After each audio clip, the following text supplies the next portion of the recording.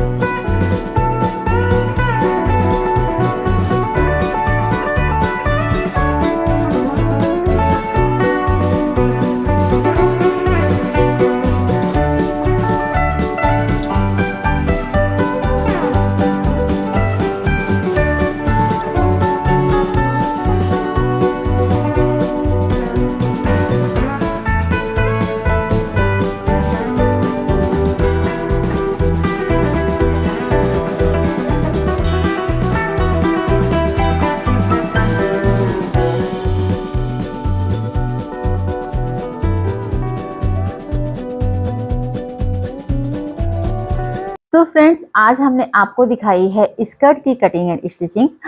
तो बताइएगा ज़रूर कि आपको कैसी लगी। अगर आपको कुछ पॉइंट समझ में नहीं आए हों तो आप हमें ज़रूर बताइएगा। अभी ये हमारी स्टार्टिंग वीडियोज़ हैं, आगे आगे हम कोशिश करेंगे कि अपनी वीडियोज़ को और भी ज़्यादा इम्प्रूव कर सकें। तो मिलते हैं नई वीडियो में। Thank you.